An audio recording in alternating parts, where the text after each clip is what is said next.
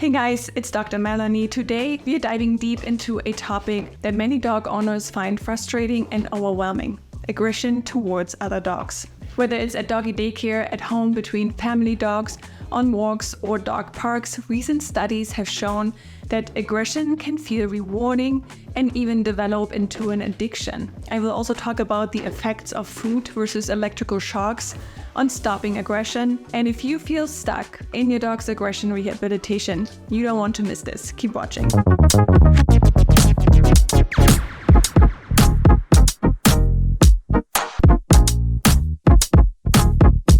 Aggressive behavior, mostly in the context of reactive or instrumental territorial aggression, has been a fascinating topic for research for a very long time. Animal aggression models have been around since the 70s to help us understand such complex behaviors a little bit better, not just in humans, but across species. What stands out is that research of the last decade has seen more focus on rewarding and, surprisingly, the addictive nature of aggression. If you're interested in the studies referred to in this video, grab your reference sheet in the link below. So how do we know aggression can be rewarding? Let's start by understanding how aggressive behavior in dogs start in the first place. The very first time a dog shows aggression is often out of fear, getting startled, perceiving a threat, or feeling provoked, especially in younger dogs. This is what we call reactive aggression. It's a reaction to a trigger, but it doesn't have to be a young or inexperienced dog.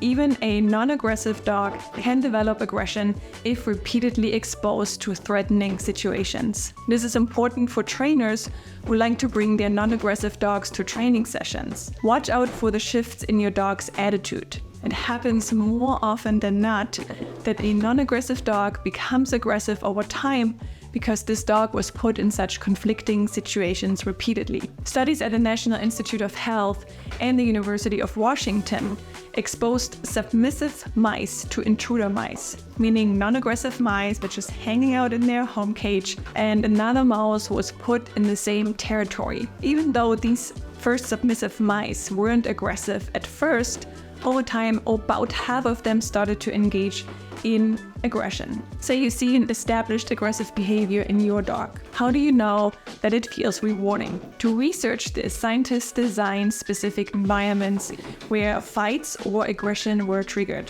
Imagine a big cage divided in two chambers. In one chamber, a mouse was introduced to another intruder mouse to fight. Let's call it the fight ring. In the other chamber, nothing really happened. We call it the chillout zone. After a while, the aggressive mouse was given the choice of where to hang out. And it turns out that some of these mice preferred the fight ring versus the peaceful chillout zone. In other words, the mouse was seeking the thrill by placing himself in the environment where the fight is expected to happen. This has implications for your dog too. If your dog is showing aggression towards other dogs, for example, in the doggy daycare repeatedly, and you're told that these incidences were totally unprovoked, it might be the environment that is putting your dog already in an elevated fighting state of mind. With that attitude, it takes very little to set off the aggressive behavior, especially if your dog likes it. Aggression can become rewarding if your dog experiences a so-called winner effect. The winner effect is a well-described phenomenon across many different species, which elevates mood and confidence in anyone who wins a fight. It makes them want to repeat the behavior as well. A win could mean the attacked dog is running away, submitting, or in the worst case scenario, is getting killed. Okay, but what about the part where it turns into an addiction? Let's go back to the aggressive mice. Out of the mice that liked aggression, a subset of them took it to the next level. Imagine two cages next to each other, divided by a door. The aggressive mouse was taught to press a lever to open the door. On the other side of the door was the intruder mouse, and once the mice could see each other, the fight would start. I have to say here that while I wasn't involved in these studies, the authors ensured that no mouse was hurt and that they wouldn't let this develop into a full-fledged fight. Here is the intriguing part. Some of the aggressive mice would press the lever compulsively. the dopamine level, the star molecule of the reward system, was through the roof in these mice in anticipation of the fight. It is very similar to drug addiction and the anticipation of the next hit. And yet, like with any other addiction, it can also be very difficult to stop the behavior. In one trial, the mouse was given the choice of a food reward to abstain from the aggressive interaction. Even though it momentarily prevented these mice from seeking out fights, the food lost its lair soon after, and they engaged in aggressive behavior immediately again.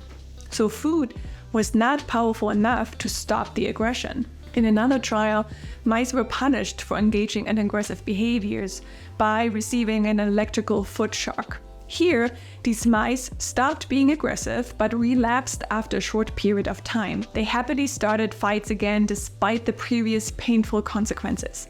So punishment was also not effective in stopping the aggression. So the linear approach of positive reinforcement versus punishment has not shown any lasting impacts on aggressive behavior in that setting.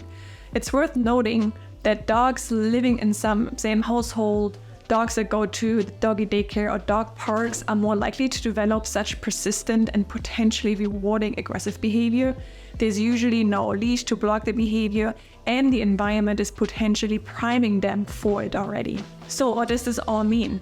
First, non-aggressive dogs can become aggressive when put repeatedly in triggering situations. So watch out for that. Avoid putting your dog in stressful environments, even if your dog doesn't seem to mind it. Second, next to reactive and proactive aggression, rewarding aggression occurs in a subset of dogs which can turn addictive and compulsive. The sense of winning, getting the upper hand in a social dynamic, is an important factor for the rewarding effects of aggression to manifest. And third, positive reinforcement with food or positive punishment yield short-term success but fail to achieve long-term rehabilitation. The most effective rehab strategies are all-encompassing and comprehensive and not defined by a linear approach. But I will leave that for another video. If you want to hear more about aggression and rehabilitation in dogs or any other topics, let me know in the comments below. That's it for today. I hope this video shed some light on the puzzling behavior of dog aggression. I'm Dr. Melanie, and I'll see you soon with a brand new video.